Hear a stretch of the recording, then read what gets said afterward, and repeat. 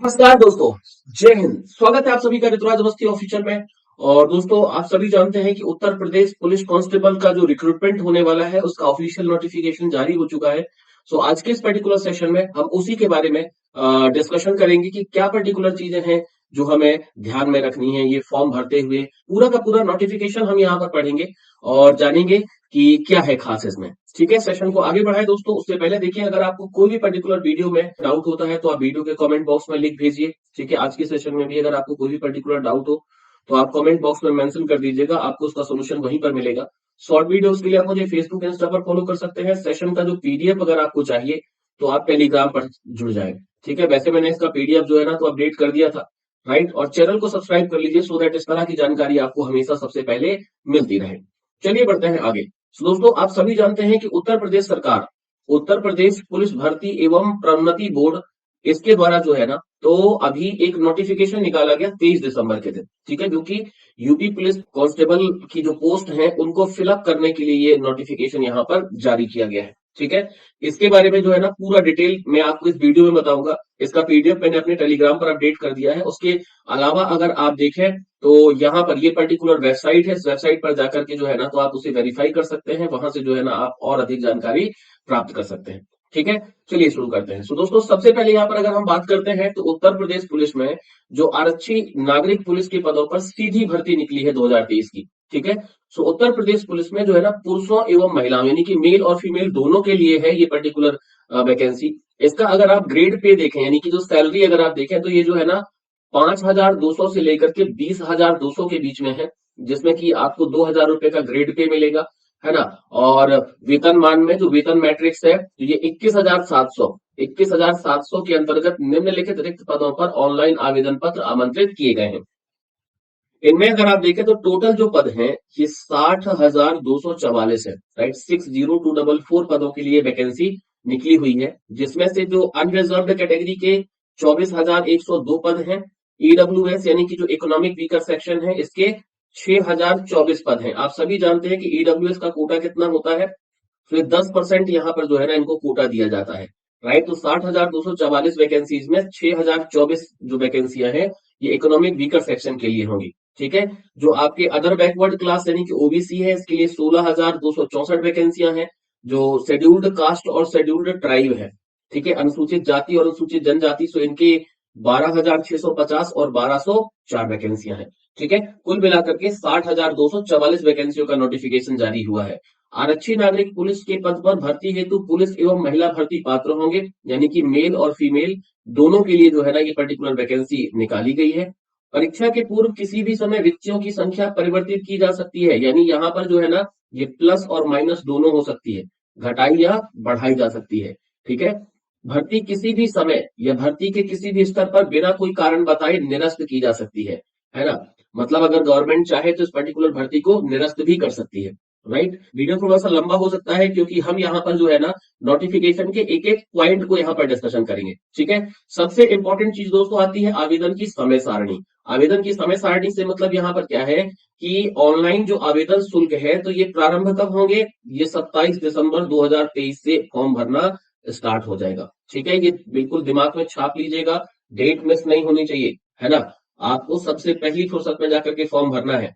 Online आवेदन जमा करने की जो है ना अंतिम तिथि आप देखें तो कब है, 16 जनवरी 2024। आप 16 जनवरी का इंतजार मत करिएगा कि हम अंतिम दिन पर फॉर्म भरें। अंतिम दिन पर कई बार साइट वगैरह व्यस्त हो जाती है ना, तो फॉर्म नहीं भर पाता, इसलिए सबसे पहली फुर्सत में जाकर के फॉर्म भरिएगा। ठीक है, और उसमें अगर मान लो आपने फॉर्म भर दिया है, अगर आप कोई संशोधन करना चाहते हैं आवेदन में, सो आवेदन में संशोधन कुछ पर्टिकुलर शुल्क के साथ आप 18 जनवरी 2024 तक कर सकते हैं। 18 जनवरी 2024 के बाद आवेदन पत्र में किसी भी तरह का कोई संशोधन मान्य नहीं होगा। ठीक है, अच्छा यहाँ पर दोस्तों अगर हम आवेदन शुल्क की बात करें तो यहाँ पर टोटल 400 रुपया जो है ना आवेदन शुल्क लगना है। राइट, आवेदन शुल्क यहाँ पर कितना है, 400 रुपए मात्र यहाँ पे निर्धारित किया गया है। आगे आते हैं दोस्तों, यहां पर देखिए सबसे पहले जो एलिजिबिलिटी क्राइटेरिया है। ठीक है, एलिजिबिलिटी क्राइटेरिया में सबसे पहले जो नेशनैलिटी है, राष्ट्रीयता कहाँ की होनी चाहिए, यानी कौन से पर्टिकुलर नागरिक इस पर्टिकुलर फॉर्म को भर सकते हैं। तो भर्ती के लिए आवश्यक है कि अभ्यर्थी भारत का नागरिक हो, यानी कि सिटीजन ऑफ इंडिया। कोई भी पर्टिकुलर नागरिक जो कि भारत से बिलोंग करता है, जिसकी सिटीजनशिप इंडियन है, वो इस पर्टिकुलर फॉर्म को भर सकता है। उसके अलावा तिब्बती शरणार्थी, हो जो भारत में स्थायी निवास के अभिप्राय से 1 जनवरी 1962 के पूर्व भारत आया हो। ठीक है, यानी कि जो तिब्बती शरणार्थी भारत आए हैं 1 जनवरी 1962 से पहले, तो वो यहाँ पर जो है ना इसको फॉर्म को भर सकते हैं। भारतीय उद्भव का ऐसा व्यक्ति हो जिसने भारत में स्थायी निवास करने के अभिप्राय से पाकिस्तान, म्यांमार, श्रीलंका या किसी पूर्व अफ्रीकी देश, केन्या, युगांडा और यूनाइटेड रिपब्लिक ऑफ तंजानिया, पूर्ववर्ती टांगनिका और जांजीबार से प्रव्रजन किया हो। ठीक है, परंतु उपयुक्त श्रेणी ख यानी कि जो तिब्बत शरणार्थी हैं, ग यानी कि जो मतलब पाकिस्तान, म्यांमार या किसी भी पूर्व अफ्रीकी देश से भारत आए हैं, ऐसा व्यक्ति होना चाहिए जिसके पक्ष में राज्य सरकार द्वारा पात्रता का प्रमाण पत्र जारी किया गया हो। परंतु यह और कि श्रेणी ख के अभ्यर्थी से यह भी अपेक्षा की जाएगी कि वह पुलिस उप महानिरीक्षक अभिसूचना शाखा उत्तर प्रदेश से पात्रता का प्रमाण पत्र प्राप्त कर ले। परंतु यह भी कि यदि कोई अभ्यर्थी उपयुक्त श्रेणी ग का हो तो पात्रता का प्रमाण पत्र 1 वर्ष से अधिक अवधि के लिए जारी नहीं किया जाएगा और ऐसे अभ्यर्थी को 1 वर्ष की अवधि के आगे सेवा में इस शर्त पर रहने दिया जाएगा कि वह भारत की नागरिकता प्राप्त कर ले। ठीक है, यानी सिंपल सा है कि जो भी पर्टिकुलर सिटीजन से हैं, अगर वो जो है ना तिब्बत शरणार्थी हैं या पाकिस्तान, म्यांमार, श्रीलंका या पूर्व अफ्रीका से आए हैं, तो यहाँ पर ये जो है ना सबसे पहले अपने पात्रता के प्रमाण पत्र वगैरह जारी करवा ले राज्य सरकार से और पुलिस के जो उप महानिरीक्षक है उनसे, है ना। और ये जो प्रमाण पत्र हैं 1 साल के लिए वैलिड होंगे, लेकिन उन्हें जो है ना ये बोलना होगा, ये बताना होगा कि हाँ वो परमानेंटली इंडिया में ही रहेंगे। ठीक है, अच्छा यहाँ पर एक टिप्पणी दी गई है सरकार के द्वारा, ऐसे अभ्यर्थी जिसके मामले में पात्रता का प्रमाण पत्र आवश्यक हो किंतु वह ना तो जारी किया गया हो और ना देने से इनकार किया गया हो, किसी परीक्षा में सम्मिलित किया जा सकता है और उसे इस शर्त पर अंतरिम रूप से नियुक्ति भी किया जा सकता है कि आवश्यक प्रमाण पत्र उसके द्वारा निर्धारित समय सीमा में प्राप्त कर लिया जाए या उसके पक्ष में जारी कर दिया गया हो। ठीक है, मतलब वहां पे वो लोग फॉर्म वगैरह भर सकते हैं, बट उनको एक समय सीमा दी जाएगी, उस समय सीमा से पहले उन्हें जो है ना तो जो आवश्यक प्रमाण पत्र हैं वो प्राप्त करने होंगे। इसके अलावा दोस्तों यहाँ पे अगर अपन एजुकेशन क्वालिफिकेशन है तो भारत में विधि द्वारा स्थापित बोर्ड द्वारा 10वीं एवं 12वीं कक्षा उत्तीर्ण या सरकार द्वारा मान्यता प्राप्त उसके समकक्ष अर्हता होनी चाहिए। यानी सिंपल सा ये 10th और 12th पास के जो पर्टिकुलर अभ्यर्थी है उनके लिए है। ठीक है, 10th 12th पास अगर कोई भी अभ्यर्थी है तो इस पर्टिकुलर परीक्षा में सम्मिलित हो सकता है। याद रखिएगा, आवेदन करते समय अभ्यर्थी को अपेक्षित शैक्षिक अर्हता आवश्यक धारित करनी चाहिए तथा उसकी अंक तालिका यानी कि मार्कशीट या प्रमाण पत्र समय उसके पास उपलब्ध होने चाहिए। अपेक्षित शैक्षणिक अर्हता हेतु परीक्षा में सम्मिलित हुए अपीयर्ड अथवा सम्मिलित होने वाले जो अपीयरिंग अभ्यर्थी हैं ये पात्र ना होंगे। ये ध्यान रखिए कि जो भी पर्टिकुलर 10वीं 12वीं की परीक्षा में शामिल हुए हैं उनका अभी तक रिजल्ट अगर नहीं आया है या शामिल होने वाले हैं तो ऐसे अभ्यर्थी इस पर्टिकुलर एग्जाम के फॉर्म को भरने के लिए पात्र नहीं है।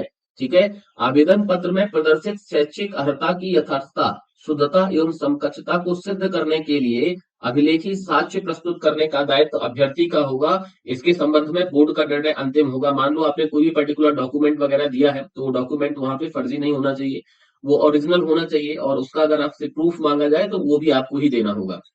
ठीक है, यहाँ पर दोस्तों अन्य बातों के समान होने पर ऐसे अभ्यर्थी को जो प्रेफरेंस दिया जाएगा किसको, डीओई एसीसी, है ना, डीओई एसीसी या एनईआईएलटी सोसाइटी से कंप्यूटर में ओ स्तर का प्रमाण पत्र प्राप्त किया हो, प्रादेशिक सेना में न्यूनतम 2 वर्ष की अवधि तक की सेवा की हो या राष्ट्रीय क्रेडिट कोर का बी प्रमाण पत्र प्राप्त किया हो।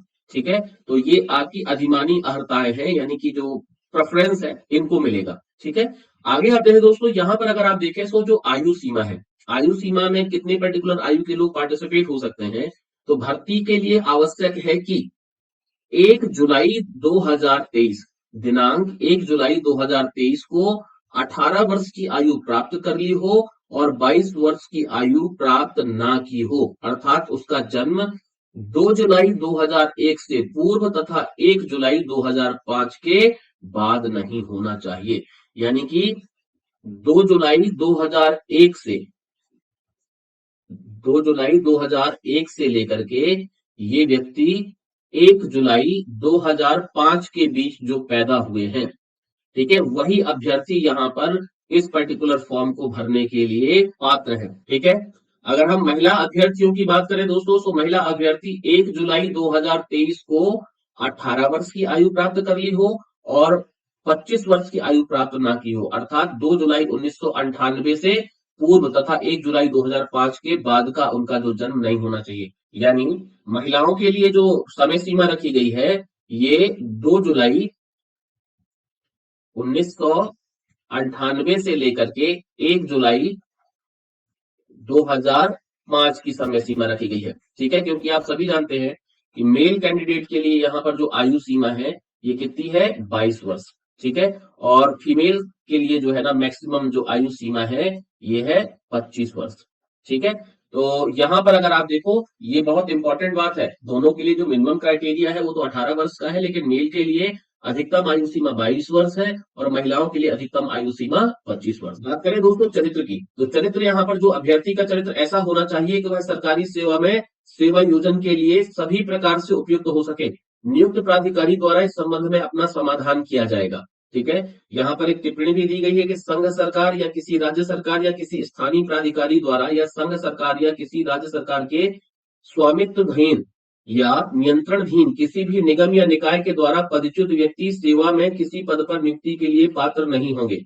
नैतिक अधमता के किसी अपराध के लिए दोष सिद्धि व्यक्ति भी सेवा के लिए किसी भी पद पर नियुक्ति के लिए पात्र नहीं होंगे। ठीक है, तो ये आपको यहाँ पर ध्यान रखना है। आगे आते हैं दोस्तों और जानते हैं यहाँ पर वैवाहिक प्रास्थिति। वैवाहिक प्रास्थिति का मतलब यहाँ पर यह है कि नियुक्ति के लिए ऐसा अभ्यर्थी पात्र ना होगा जिसकी एक से अधिक पत्नियां जीवित हों, या ऐसी महिला अभ्यर्थी पात्र ना होगी जिसने ऐसे पुरुष से विवाह किया हो जिसकी पूर्व से एक पत्नी जीवित हो। ठीक है, मतलब यहाँ पर ऐसा है कहने का कि अगर कोई भी पर्टिकुलर व्यक्ति जो है ना, उसकी अगर एक ही पत्नी है, ठीक है, जीवित, तो वो पात्र है। अगर कोई महिला है, उसका जो है ना जो पति है, तो उसकी भी सिर्फ एक ही पत्नी है, वही, तो वो पात्र है।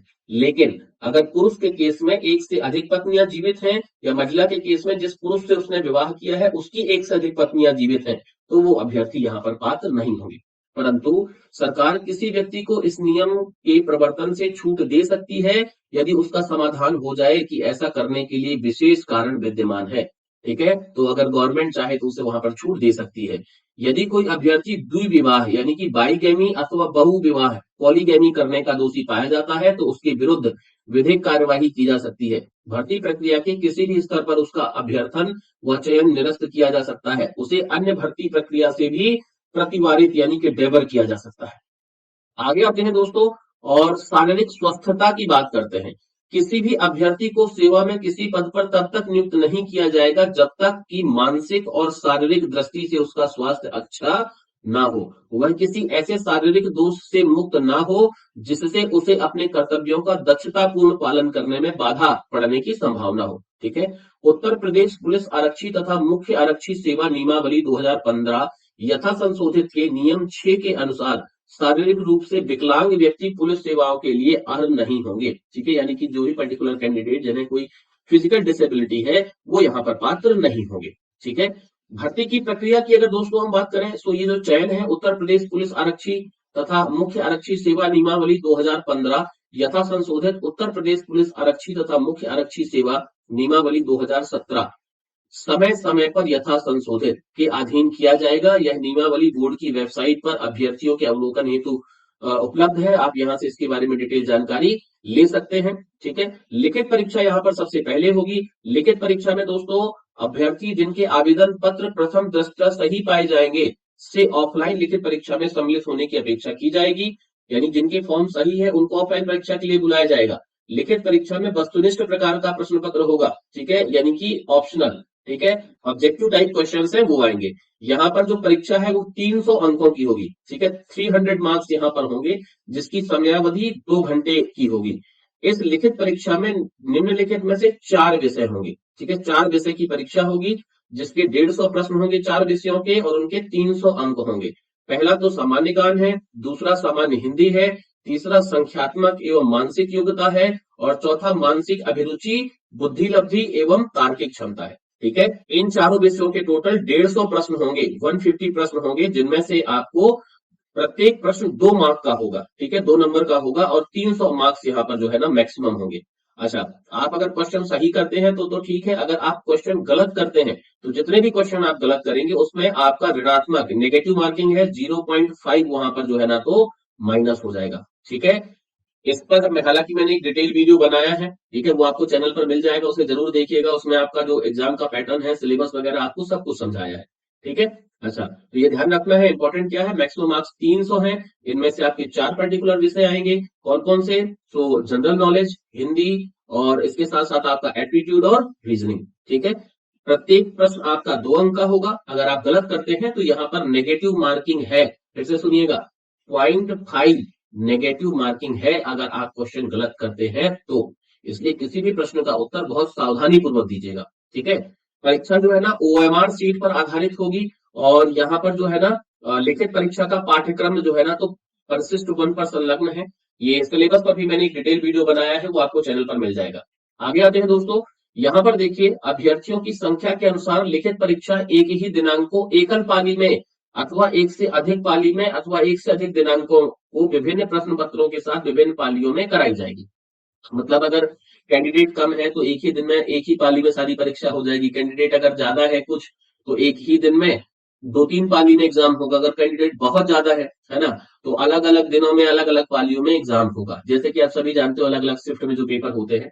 लिखित परीक्षा एक से अधिक पालियों में अथवा एक से अधिक दिनांकों को विभिन्न पालियों में विभिन्न प्रश्न पत्रों के साथ संचालित कराए जाने की दशा में ऐसी परीक्षाओं में सम्मिलित होने वाले अभ्यर्थियों द्वारा प्राप्त अंकों के नॉर्मलाइजेशन हेतु बोर्ड का जो नॉर्मलाइजेशन की प्रक्रिया का प्रकाशन है, ये यहाँ पर जो है ना तो इस विज्ञप्ति में दिया गया है 18/12/2023 को। और यहाँ पर जो है ना इसी पर्टिकुलर प्रक्रिया को अपनाया जाएगा। ये नॉर्मलाइजेशन कब होगा? नॉर्मलाइजेशन होगा अगर एक से अधिक दिन में एग्जाम होता है और एक से अधिक शिफ्ट में एग्जाम होता है तो। ठीक है, ये ध्यान रखिएगा कि इसमें जो है ना अगर एक ही दिन में एक ही पाली में एग्जाम हुआ तो किसी तरीके का नॉर्मलाइजेशन नहीं होगा। लेकिन अगर एक से अधिक दिनों में पेपर हुआ और एक से अधिक पालियों में पेपर हुआ तो नॉर्मलाइजेशन होगा। लिखित परीक्षा के उपरांत बोर्ड के द्वारा उत्तर कुंजी प्रकाशित की जाएगी। जब आपका एग्जाम हो जाएगा, एग्जाम होने के बाद जो पर्टिकुलर आंसर की है वो बोर्ड के द्वारा जारी की जाएगी। प्रश्नों एवं उत्तर विकल्पों के बारे में अभ्यर्थियों की अगर कोई आपत्तियां हैं तो वहां पर आपत्तियां सरकार के द्वारा आमंत्रित की जाएंगी, जिस पर अभ्यर्थी अपनी आपत्तियां ऑनलाइन प्रस्तुत कर सकते हैं। यदि कोई प्रश्न या उत्तर विकल्प त्रुटिपूर्ण पाए जाते हैं तो ऐसे प्रश्नों को निरस्त कर दिया जाएगा। और उन निरस्त प्रश्नों के अंकों का वितरण माननीय उच्च न्यायालय इलाहाबाद में रिट याचिका 2009 पवन कुमार अग्रहरी बनाम उत्तर प्रदेश लोक सेवा आयोग में स्थापित व्यवस्था के अनुसार निम्न सूत्र के अनुरूप जो है ना किया जाएगा। सूत्र यहाँ पर क्या है कि सही उत्तर गुणे निर्धारित अंक बटे सही प्रश्न संख्या, है ना। ये जो फॉर्मूला है ये लगाया जाएगा अगर कोई भी पर्टिकुलर क्वेश्चन आपका जो है ना गलत हो जाता है, कोई क्वेश्चन त्रुटिपूर्ण हो जाता है, किसी का उत्तर त्रुटिपूर्ण हो जाता है तो। लिखित परीक्षा के लिए इसका जो विस्तृत जानकारी है ये वहां पर दी गई है। आगे देखिए दोस्तों, तो यहाँ पर जो टिप्पणी दी गई है कि लिखित परीक्षा ओएमआर उत्तर पत्रक पर होगी। ओएमआर जो सीट होती है जिसमें गोले बना करके भरते हैं उससे एग्जाम होगा। और प्रत्येक प्रश्न के 4 विकल्प होंगे, उनमें से एक सही होगा, वो आपको चुनना होगा। ओएमआर उत्तर पत्रिका की 3 प्रतियां होंगी, जिनमें से मूल प्रति बाह्य एजेंसी, द्वितीय प्रति बोर्ड तथा तृतीय प्रति अभ्यर्थी की होगी। अभ्यर्थी द्वारा मूल प्रति अपने साथ लेकर चले जाने पर उसका जो अभ्यर्थन है वो निरस्त कर दिया जाएगा। 3 प्रतियां होंगी, है ना, एक जो बाह्य एजेंसी है, दूसरी बोर्ड की होगी, तीसरी अभ्यर्थी की होगी। लेकिन आपको मूल प्रति जमा करनी होगी। ठीक है। लिखित परीक्षा अभिलेखों की समीक्षा एवं शारीरिक मानक परीक्षण तथा शारीरिक दक्षता में प्रवेश पत्र यथा समय बोर्ड की वेबसाइट पर उपलब्ध हो जाएगा। वेबसाइट ये है। और जब एग्जाम होने वाला होगा तो उससे पहले आपका एडमिट कार्ड आ जाएगा। लिखित परीक्षा अभिलेखों की समीक्षा, शारीरिक मानक परीक्षण तथा शारीरिक दक्षता परीक्षा की तिथियां एवं समय की सूचना यथा समय बोर्ड की वेबसाइट पर उपस्थित हो जाएगी। अभी एग्जाम डेट डिसाइडेड नहीं है, एग्जाम डेट जो है ना आ जाएगी जल्दी। अब यहाँ पर देखो दोस्तों, document verification and physical standard test DB and PST. लिखित परीक्षा में जो व्यक्ति सफल होगा तो उनके अभिलेखों की समीक्षा एवं शारीरिक मानक परीक्षण में सम्मिलित होने की अपेक्षा की जाएगी। कुल रिक्तियों की संख्या को दृष्टिगत रखते हुए बोर्ड द्वारा योग्यता के आधार पर एवं राज्य की आरक्षण नीति के आधार पर परीक्षण के लिए बुलाए जाने वाले अभ्यर्थियों की संख्या का निश्चय किया जाएगा। ठीक है, यानी कितने कैंडिडेट वहां पर क्वालिफाई होते हैं उस अकॉर्डिंग वो बुलाएंगे। तो यहाँ पर सबसे पहले दोस्तों dB, dB stand for the document verification. लिखित परीक्षा में अभ्यर्थियों द्वारा कुल प्राप्त अंकों के आधार पर राज्य की आरक्षण नीति के अनुसार एक मेरिट सूची बनाई जाएगी। इस श्रेष्ठता सूची में स्थान प्राप्त करने वाले अभ्यर्थियों को पात्रता, आयु में शिथिलता, अभ्यर्थियों द्वारा अपनी आरक्षण श्रेणी, चाहे वो लंबवत हो चाहे क्षैतिज हो, के दावे की पुष्टि करने वाले अभिलेख प्रमाण पत्र अनिवार्य रूप से शामिल करने होंगे। ठीक है।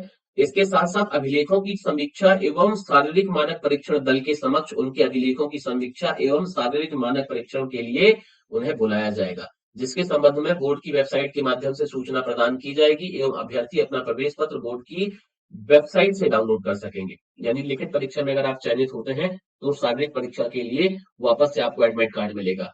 समीक्षा शारीरिक मानक परीक्षा दल के द्वारा आवेदन पत्र में अंकित की गई सूचना तथा सुसंगत अभिलेखों का अभ्यर्थी द्वारा प्रस्तुत किए गए मूल अभिलेखों से मिलान किया जाएगा। आपका डॉक्यूमेंट वेरिफिकेशन होगा, जो आपने डॉक्यूमेंट दिए हैं उनको ओरिजिनल से वेरीफाई किया जाएगा, है ना। अगर ओरिजिनल से आपका कोई डिफर होता है, नहीं मिलता है, तो आप कैंडिडेचर आपकी वहीं पर रद्द कर दी जाएगी। ठीक है।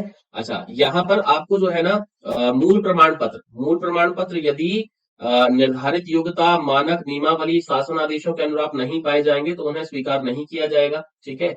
और उसके बाद जो है ना अग्रिम कार्रवाई की जाएगी। ठीक है। तो आपको अपने डॉक्यूमेंट वगैरह जब फॉर्म भरेंगे तो उनको प्रॉपर भरना है। इसके बाद दोस्तों देखिए, जो शारीरिक परीक्षण यानी फिजिकल स्टैंडर्ड टेस्ट जो है ना, सो इसमें सबसे पहले यहाँ पर आप देखिए, पुरुष अभ्यर्थियों के लिए न्यूनतम शारीरिक मानक न्यूनतम है। पहले तो ऊंचाई, तो सामान्य एवं अन्य पिछड़े वर्ग और अनुसूचित जातियों के पुरुष अभ्यर्थियों के लिए न्यूनतम ऊंचाई 168 सेंटीमीटर होनी चाहिए। अनुसूचित जनजाति के पुरुष अभ्यर्थियों के लिए ऊंचाई 160 सेंटीमीटर होनी चाहिए। ठीक है। दूसरा, अगर हम सीना की बात करें तो जो सीना है, ये अन्य पिछड़ा वर्ग सामान्य अनुसूचित जातियों के अभ्यर्थियों के लिए न्यूनतम सीने की माप 79 सेंटीमीटर बिना फुलाए और कम से कम 84 सेंटीमीटर फुलाने पर, और अनुसूचित जनजाति के अभ्यर्थियों के लिए 77 सेंटीमीटर बिना फुलाए और कम से कम 82 सेंटीमीटर जो है ना तो फुलाने पर होनी चाहिए।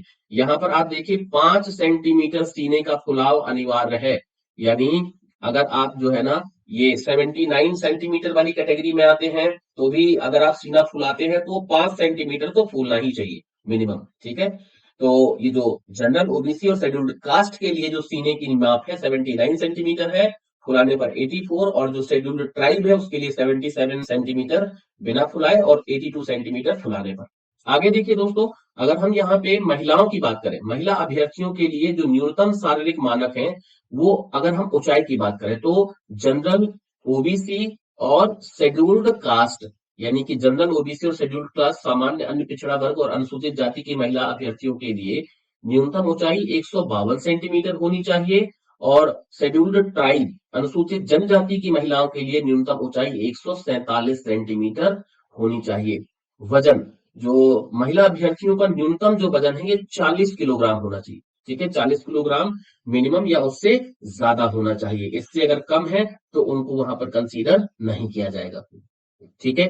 अच्छा, यहाँ पर दोस्तों यदि कोई भी अभ्यर्थी अपने शारीरिक मानक परीक्षण से असंतुष्ट है तो परीक्षण के ठीक पश्चात उसी दिन वो अपनी आपत्ति दाखिल कर सकता है ना। ऐसी समस्त आपत्तियों के समाशोधन के लिए बोर्ड प्रत्येक स्थान पर एक अपर पुलिस अधीक्षक को नोडल अधिकारी नाम निर्दिष्ट करेगा एवं ऐसे समस्त अभ्यर्थियों का शारीरिक मानक परीक्षण उक्त नाम निर्दिष्ट अपर पुलिस अधीक्षक यानी नोडल अधिकारी की उपस्थिति में किया जाएगा, है ना। अगर किसी को लगता है कि उसका जो है ना माप गलत करी गई है तो वहां पर अपने जो है ना वो डिस्प्यूट सबमिट कर सकते हैं।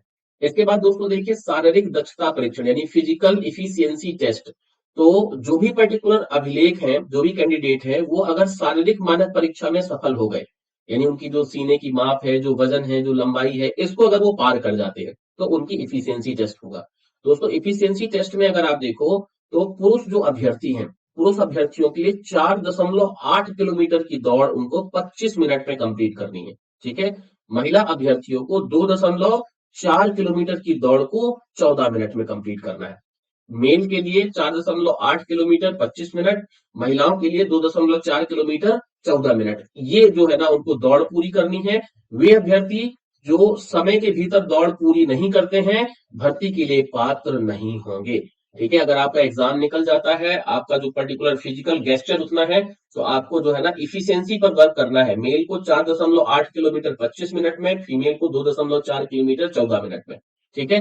तो अगर आप ये पार कर लेते हैं तो आप जो है ऑफिसर बन जाएंगे, अदरवाइज आप बाहर कर दिए जाएंगे। आगे आते हैं दोस्तों, और चयन तथा अंतिम योग्यता सूची के बारे में डिस्कशन करें तो जो शारीरिक दक्षता परीक्षण में सफल पाए गए अभ्यर्थियों में से बोर्ड लिखित परीक्षा में प्रत्येक अभ्यर्थी द्वारा प्राप्त अंकों के क्रम के अनुसार प्रत्येक श्रेणी के अभ्यर्थियों की एक चयन सूची आरक्षण नीति को दृष्टिगत रखते हुए तैयार करेगा और इसे विभागाध्यक्ष को अग्रिम कार्यवाही हेतु प्रेषित करेगा तथा इसे बोर्ड की वेबसाइट पर भी निर्धारित प्रक्रिया के अनुसार प्रदर्शित कर दिया जाएगा। ठीक है, ये ध्यान रखिएगा बोर्ड के द्वारा कोई भी प्रतीक्षा सूची तैयार नहीं की जाएगी, यानी कि जो वेटिंग लिस्ट है ना, तो वेटिंग लिस्ट यहाँ पर तैयार नहीं की जाएगी।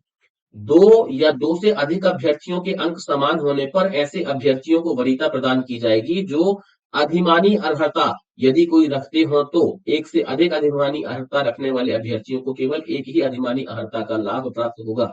जो मैंने बताया था कि अगर वो एनसीसी का सर्टिफिकेट रखते हैं या वो जो है ना किसी गवर्नमेंट मतलब उनके पास कोई भी पर्टिकुलर जो है ना योग्यता अलग है एक्स्ट्रा है तो उसको यहाँ पर वरीयता दी जाएगी।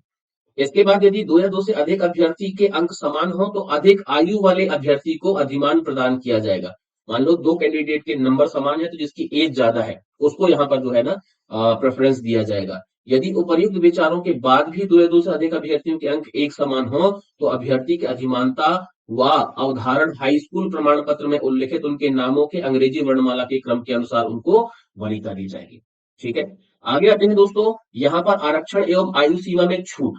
तो दोस्तों यहां पर अगर आप देखें तो लंबवत और क्षैतिज आरक्षण केवल उत्तर प्रदेश के मूल अभ्यर्थियों को ही अवमान्य है। यानी कि जो आयु सीमा में छूट और आरक्षण वाला जो है ना कॉलम, तो ये उन लोगों के लिए है जो उत्तर प्रदेश के मूल निवासी हैं। ठीक है,